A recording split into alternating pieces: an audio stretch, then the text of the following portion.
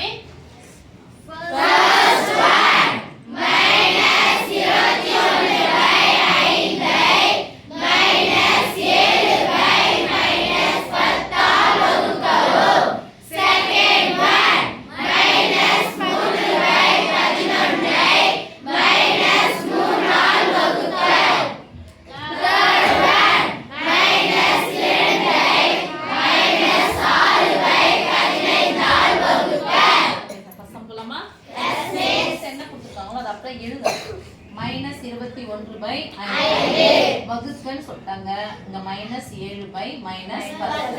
வகுக்கன்னு தமிழ்ல பின்னாடி கொடுத்தாங்களா? கணக்குல எங்க போனோம்? முன்னாடி போனோம். வகுக்கன்னா என்ன குறி போகணும் கணக்குல? பை. அதான் வகுத்தல் போட்டுக்கலாமா? ஈக்குவல் டு முதல் நம்பர் அப்படியே வச்சுக்கோங்க, எதுவும் பண்ணக்கூடாது. ரெண்டாவது இருக்கிற நம்பர் இருக்கு இல்லையா, அதை என்ன பண்ண போறோம்? வகுத்தல் என்பது பெருக்கலின் வகுத்தலுக்கு பதிலா பெருக்கல் போடு, தலைகீழிய போடு.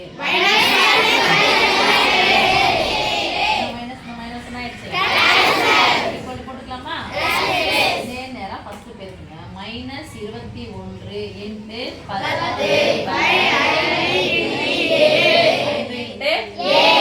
நடுவுல பெருக்கல் மேல இங்க கேன்சல் பண்ணிக்கலாமா? 5 0 னு முடிஞ்சா ஓர் 5 5 2 10 ஓர்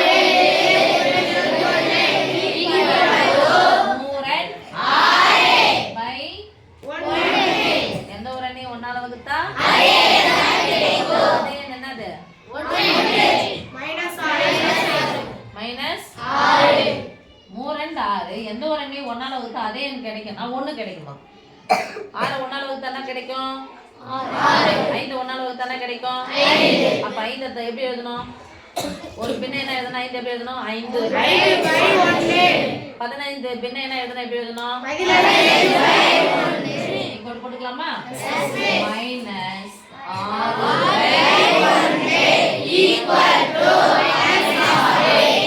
அப்ப 6 எப்படி எழுதணும்? விகிதம் ஒரு வடிவில் எழுத சொன்னா 6/1 ன்னு எழுதணும். சரியா?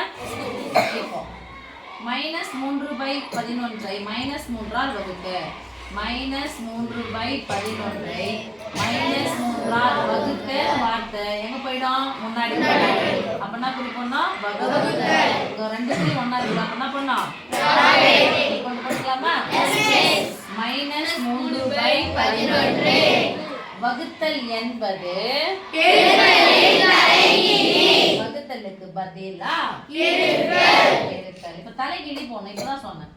3 பின்ன வடிவில் எழுதுனா எப்படி எழுதணும்? -3/1 அப்ப சொல்லிக்கலாம். தலைகீழா போட்டா என்ன பண்ணும் சாமி? ரெட்டப்பட மைனஸ் பெருக்கனா ஒரு பிளஸ் தான வரும். கேன்சல் பண்ணி விட்டலாம். ஈக்குவல் போட்டுக்கலாமா? நேரா பெருக்கணும். ஓர் 3 இன்டு 1/11 இன்டு 3 நடுவுல பெருக்கல் மேல இங்க கேன்சல் பண்ணலாமா? ஓர் 1 11 என்னதான் சாமி சொல்லணும்? 11 இன் தலைகீழி. அடுத்தது -2 ஐ -6/15 ஆல் வகுக்க. ஃபர்ஸ்ட் -2 போட்டுக்கலாம். -6/15 போட்டுக்கலாம். வகுத்தல் என்ற தமிழ் வார்த்தைக்கு கணக்கு பின்னாடி வந்துச்சுன்னா எங்க வரும்? பதில வகுத்தல் பதிலா என்ன குறி போட போறோம்? மைனஸா? ரெண்டு குறி ஒண்ணா இருக்கு. அப்ப என்ன பண்ணோம்?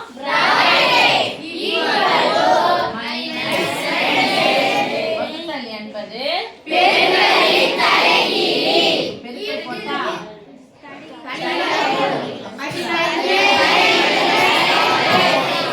மைனஸ் கேன்சல் பண்ணிக்கலாமா? நேரா பெருக்கல். ஒண்ணுமே இல்லைன்னா பை 1 நேரா பெருக்குனா 2 இன்டு 15/1 இன்டு 6 மேல நடுவுல பெருக்கல் மேல இங்க கேன்சல் பண்ணலாமா? 1 2 6 ஈக்குவல் டு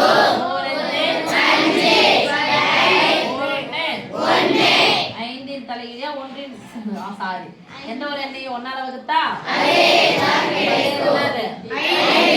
இப்ப பாரு சாமி ஏற்கனவே உங்களுக்கு நடுவில் பெருக்கில் வந்தால் என்ன பண்ண குறுக்கு குறுக்கு கேன்சல் பண்ண சொல்லி தந்தல.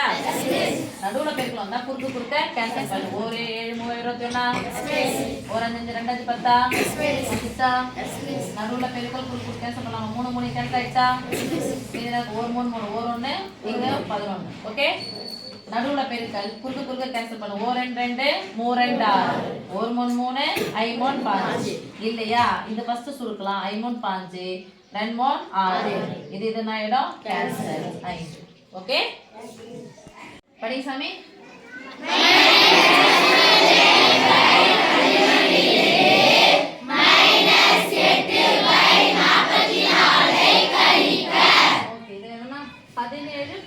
ஒண்ணுக்கு சம்பந்தம் கொடுக்கப்பட்ட என்ன எளிய வடிவில் எழுத முடியுமான்னு பாருங்க. எளிய வடிவம்னா ரொம்ப சின்ன நம்பர், அதாவது அதுக்கு மேற்கொண்டு என்ன பண்ண முடியாது, அதை வகுக்க முடியாது, சுருக்க முடியாதுன்ற மாதிரி அதை சுருக்கணும். இப்ப இது பாருங்க, இரட்டை எண் தானே, 2ஆம் வாய்ப்பாடு வரும். அடுத்தது எத்தனை வாய்ப்பாடு வரும்? இப்ப 4ஆம் வாய்ப்பாடு சுருக்கலாமா? ஃபர்ஸ்ட் இதை கொடுத்துருக்கத அங்க எழுதிக்கலாம். -17/11 என்ன பண்ண சொல்லிட்டாங்க, தமிழ்ல கழித்தல் சொல்லிட்டு பின்னாடி வந்தா கணக்குல அந்த கழித்தலுக்கு எங்க வரும்? கழித்தலுக்கு பதிலா என்ன குறிப்பு? மைனஸ். ரெண்டுமே மைனஸ் அடுத்தடுத்து இருக்க கூடாது இல்லையா? we should put bracket. Understand? இப்போ இத சுருக்கலாமா பாருங்க. ஒரு நாள் 4 சொல்லுங்க. மைனஸ் கட்டப்பட மைனஸ் மைனஸா 2/11 பகுதிகள் சமமா வந்துச்சா?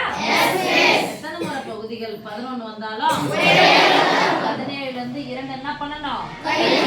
ஏன் ஒரு மைனஸ் வந்தா கழிக்கணும். 17ல இருந்து 2 கழிச்சா 15.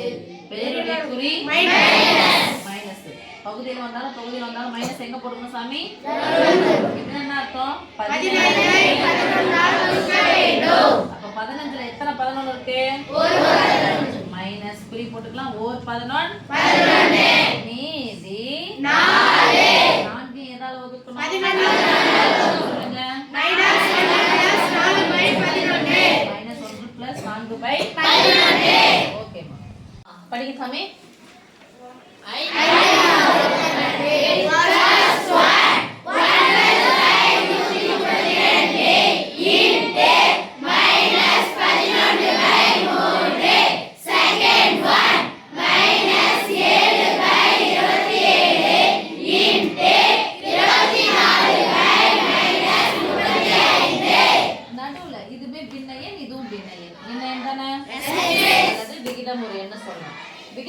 நடுவுல என்ன வந்து பார்க்கணும், பிளஸோ மைனஸோ வந்தா பகுதிகளை பார்க்கணும்.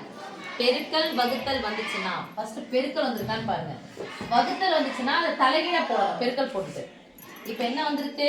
பெருக்கல் வந்துச்சுன்னா ஃபர்ஸ்ட் மேலே கீழே கேன்சல் பண்ண பாருங்க. முடிஞ்சா கேன்சல் பண்ணி இதை ஷார்ட் பண்ணுங்க. இதை எளிய வடிவில் எழுதணும். ஓகேமா? எளிய வடிவில் எழுத முடியலன்னா, எளிய வடிவில் எழுத முடிஞ்சலன்னா அடுத்தது என்ன பண்ணணும்? குறுக்க பார்க்கணும்.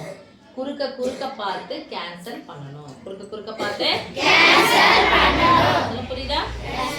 அதுக்கு முன்னாடி எத்தனை மைனஸ் குறிகளை பாருங்க. குறியிலனா என்ன அர்த்தம்? ஒத்தப்பட மைனஸ். பாருங்க, நேரா பெருக்கலாமா? ஃபர்ஸ்ட் செய்யுங்க. 9 × 11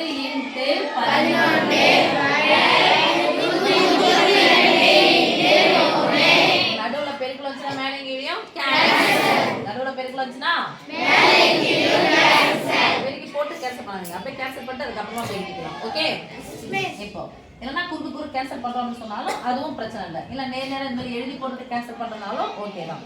ஓகே சாமி? தொகுதியை பெருக்கணும், பகுதியை பெருக்கணும். நடுவில் என்ன குறி இருக்கு? ஃபர்ஸ்ட் செய்ய வேண்டியது குறிய செய்யணும். ஒத்தப்பட மைனஸ். இப்போ மேலே கேன்சல் பண்ணி பார்க்கலாமா? இங்க 3ஆம் வாய்ப்பாடு வரும். இது 3ஆம் வாய்ப்பாடு தான் பார்க்கலாம். ஓர் 3 இப்போ இது கேன்சல் பண்ணணும். ரைட்?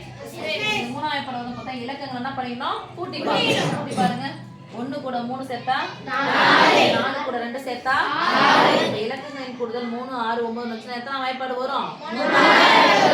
அப்ப சொல்லுங்க. ஓர் 3 13 எத்தனை 3 இருக்குது? 4. இப்ப போலாமா? 11 4 ஓர் 11 equal to ஓர் 1 அவ்வளவுதான் சாமி. அதுக்கு மேற்கொண்டு அதை என்ன பண்ண முடியாது, சுருக்க முடியாது. எக்ஸாம் போலாமா? போட்டுக்கலாமா? நேரா பெருக்கலாம். ஃபர்ஸ்ட் நேரா பெருக்கலாமா? கை போட்டுக்கோங்க. நேரா பெருக்கலாம். 7 × 24 மேல ஒரு மைனஸ் போட்டு கேன்சல் பண்ணிடலாமா? எப்போ நடுவுல பெருக்கல் இருந்தா மட்டும் குறுக்க கேன்சலுக்கு போங்க. இல்லைங்க மிஸ், நான் மைனஸ் எடுத்து இங்க நேரா பெருக்கி வைக்கிறேன், இந்த மைனஸ் எடுத்து நான் பெருக்கி வைக்கிறேன், ஓகே தான். மைனஸ் என்ன ஆயிடும்? கேன்சல் ஆயிடும். இங்க என்ன இருக்கு பாருமா? 25 நடுவுல பெருக்கல். அப்ப மேல இங்க என்ன பண்ணோம்? கேன்சல் பண்ணோம். ஒரே 35 பஞ்சாம் வாய்ப்பாடுக்கு இதுக்கு சம்பந்தம் இல்லை. இது மூணாம் வாய்ப்பாடு வருமானு பாருங்க. 2 4 சேர்த்தா 6, 2 7 சேர்த்தா 9. இலக்கங்களின் கூடுதல் 3 6 9 வந்தா மூணாம் வாய்ப்பாடு சொல்லுங்க. 1 3 3 24